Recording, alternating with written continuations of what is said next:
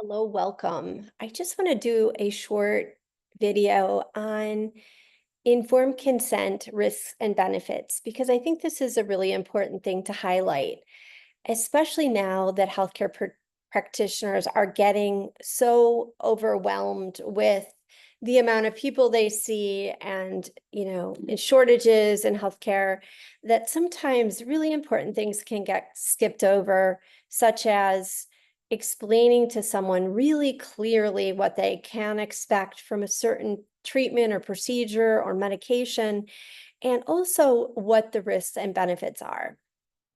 So I just wanted to give you permission to ask those questions if those questions don't come up in an appointment, because those are your rights as a client wherever you go. If you go to a conventional doc, or you go to a healthcare practitioner who's doing something like acupuncture or even massage, like, what can I expect from this specific type of massage? What can I expect from this medication? What is the intended effect that I'm going to be receiving? And the risks and benefits. So when you have a massage, there's going to be some risk, but there's probably not going to be a ton of risk with a massage. And you're certainly going to get a benefit from a massage. You know, Possibly there would be a risk, but it would be not a common thing. With a medication, that risk's going to be higher. But the benefit of the medication could also be very high. Let's say you are sick with a very bad infection, a bacterial infection, and you need an antibiotic. Sure, antibiotics disrupt the biome in the gut. They're probably not the best thing to have if you're not sick. But if you have a, infection that could cause sepsis or like a blood toxicity, it's certainly going to behoove you to take the benefit over the risk. Those are things that should be explained in the physician's office or in the office of the practitioner. This is what you can expect from this medication. This is the benefit that you should see. This is how long it should take to receive that benefit. This is the risk.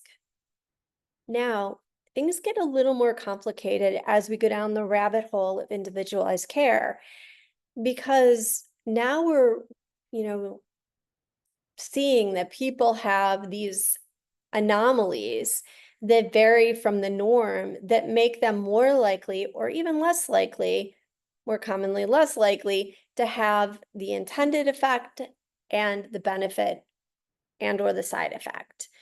Gonna give you an example. There's a medication called Lamictal. It's a seizure medication. 4 out of 1,000 people have a serious side effect to this medication. It's called Stevens-Johnson syndrome. It's about 4 out of 1,000. I don't have the exact statistic, but it's about that. It's also an amazing medication for some people who have treatment-resistant depression and bipolar depression. So, is the risk worth the benefit? It's really up to the person to decide once you explain to them, this could really help you as you go up in dosage over a period of time.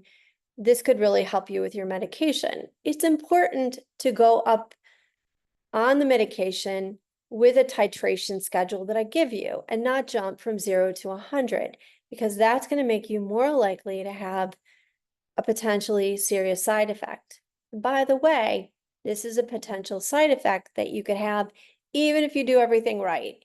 You titrate up just as scheduled, you can still have a serious reaction that could cause illness, serious morbidity, so to speak, or mortality, death. It's rare, but it can happen. Knowing this risk actually makes you less likely to have a serious outcome, because you're going to watch for a reaction. You're going to watch for a rash. You're going to watch for blisters on the skin. Fortunately, when I worked as a NP in private practice and prescribed this medication when appropriate, explain the risk to people, I hadn't had anyone who had a serious reaction to the medication. I did have one person who I think actually had a reaction to the medication that was indeed Stevens-Johnson syndrome, but it was caught within a day. And fortunately, they recovered fully within a couple of days. So knowing risks and benefits are important. There is a test that shows the increased likelihood to have a serious reaction to a few seizure medications, which could tell you when you're thinking about prescribing something like Lamictal, should you even prescribe it for that person? And if you did do a genetic test or pharmacogenomic test that looked at right drug, right medication, and you saw that they had an increased likelihood to a reaction with seizure medications, a few seizure medications, you might want to explain that to the person. You know, geez, I don't know if Lamictal would be the right medication for you. We might want to look at another medication because you potentially, given your genes, could have a bad reaction to some seizure medications. It isn't specific to Lamictal, but do we want to take a chance given this is in the profile of your history or in your profile of your genes?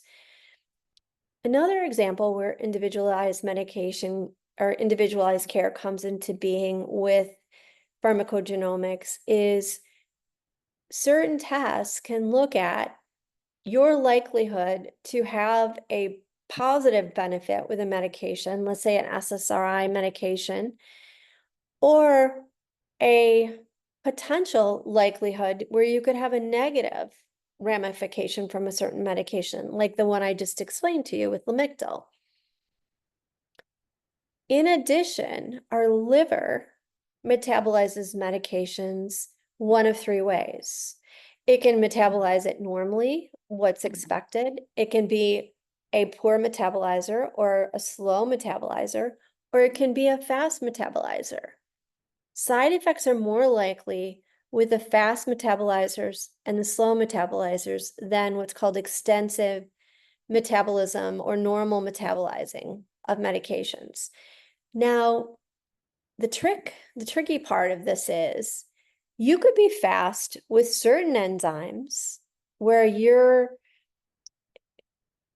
liver pathways for certain medications could be really slow. Other pathways could be fast, and other pathways, genetic or